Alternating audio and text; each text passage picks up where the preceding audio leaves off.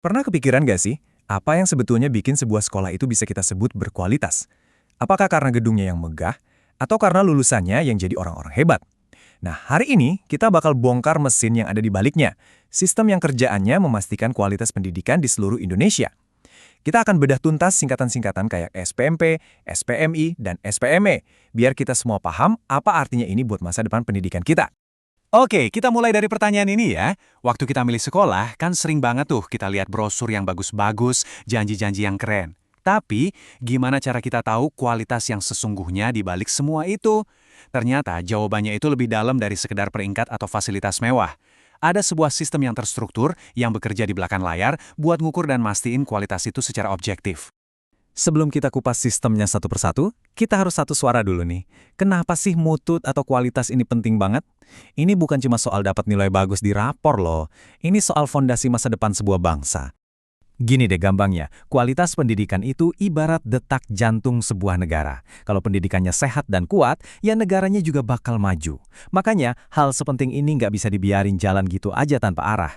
Harus ada arsitek yang ngerancang, ngebangun dan ngerawat sistem ini biar tetap kokoh. Nah, arsitek utama dari sistem pendidikan kita ini punya semacam cetak biru nasional.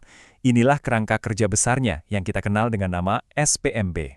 Coba deh, bayangin SPMPM ini sebagai konstitusi untuk mutu pendidikan kita. Dialah yang bikin aturan main buat seluruh Indonesia, dari sekolah di kota besar sampai yang di pelosok. Tujuannya cuma satu, mastiin setiap anak di Indonesia dapat pendidikan yang standarnya sama bagusnya, dan standarnya itu terus naik, bukan malah jalan di tempat. Tujuan SPMP ini bukan sekedar asal standar terpenuhi, terus selesai. Coba perhatiin poin terakhir, mendorong peningkatan berkelanjutan. Artinya apa? Artinya, sistem ini dirancang buat menciptakan budaya di mana sekolah itu nggak pernah cepat puas. Udah dapat akreditasi A, bagus, tapi tahun depan harus bisa lebih baik lagi. Selalu ada ruang buat jadi lebih hebat. Oke, tadi kita udah lihat konstitusi besarnya di tingkat nasional. Sekarang, yuk kita masuk ke dalam sekolahnya langsung. Gimana caranya sebuah sekolah ngejaga kualitasnya dari dalam? Disinilah komponen pertama sistem ini main, SPMI. SPMI itu intinya adalah momen ngaca yang jujur buat tiap sekolah. Jadi sebelum dinilai sama orang lain, mereka harus berani nilai diri sendiri dulu. Mereka harus nanya, kekuatan kita di mana ya? Apa yang masih kurang? Cara ngajar kita masih relevan nggak ya? Ini adalah proses introspeksi yang aktif, bukan pasif. Dan proses ngaca ini bukan cuma kegiatan sekali jalan terus selesai. Enggak, ini tuh sebuah siklus, muter terus kayak mesin perbaikan yang nggak pernah berhenti. Lihat deh alurnya, sekolah bikin target, mereka jalanin, terus mereka evaluasi hasilnya. Dari situ, mereka perbaiki apa yang kurang, dan siklusnya muter lagi, tapi dengan target yang lebih tinggi dari sebelumnya. Keren kan? Terus, wujudnya di lapangan gimana? Ini bukan cuma soal dokumen numpuk di meja kepala sekolah ya. Ini artinya, kepala sekolah bisa aja duduk di belakang kelas buat ngamatin cara guru ngajar. Atau, sekolah bikin survei ke siswa dan orang tua buat minta masukan soal kurikulum. Bahkan penilaian kinerja guru secara rutin itu bagian penting dari proses ngaca ini. Semuanya demi satu hal, nemuin celah buat diperbaiki dari dalam. Oke, sekolah udah ngaca, udah evaluasi diri sendiri lewat SPMI. Keren. Tapi, apa udah cukup? Ternyata belum. Sekarang waktunya dapat pandangan dari mata orang lain. Disinilah peran komponen kedua, yaitu SPME. Kalau SPMI tadi itu cermin buat introspeksi diri, nah SPME ini ibaratnya kita dapat penilaian dari juri yang netral dan objektif. Pihak dari luar datang buat ngecek, benar nggak nih apa yang sekolah bilang tentang diri mereka sendiri. Ini penting banget buat akuntabilitas. Tanpa ada yang nilai dari luar, bisa-bisa sekolah ngerasa udah paling hebat, padahal kenyataannya belum tentu. Contoh paling umum dari SPME yang pasti kita semua tahu itu adalah proses akreditasi. Kalau kita lihat ada universitas atau sekolah yang bangga majang plakat akreditasi A, itu bukan cuma hiasan loh, itu adalah bukti stempel pengakuan dari pihak luar yang independen bahwa mereka memang sudah memenuhi standar kualitas yang tinggi.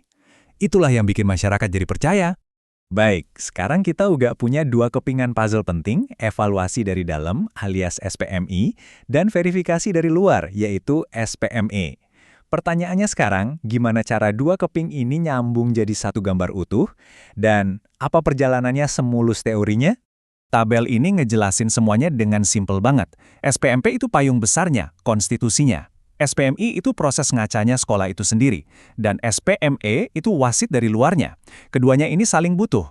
Sekolah yang proses ngacanya bagus, biasanya bakal lebih siap dan percaya diri waktu diaudit sama pihak luar.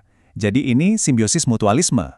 Tentu aja, sistem ini nggak diam di tempat. Zaman berubah, cara ngukur kualitas juga harus ikutan canggih dong. Sekarang ini tekanannya bukan lagi soal tumpukan dokumen, tapi soal data. Sekolah didorong buat ambil keputusan berdasarkan angka, bukan lagi pakai perasaan. Selain itu, ada juga dorongan kuat buat ngebangun budaya mutu, sebuah kondisi di mana setiap guru dan staf merasa ikut punya tanggung jawab atas kualitas. Tapi ya gitu, punya sistem keren di atas kertas itu satu hal, ngejalaninnya di lapangan itu cerita lain, tantangannya banyak. Kadang masalahnya bukan di aturannya, tapi di pola pikir. Misalnya budaya mutu yang masih lemah, di mana evaluasi cuma dianggap beban administrasi buat gugurin kewajiban, bukan kesempatan buat jadi lebih baik. Belum lagi birokrasi yang ribet atau penolakan dari orang-orang yang udah terlalu nyaman dengan cara lama.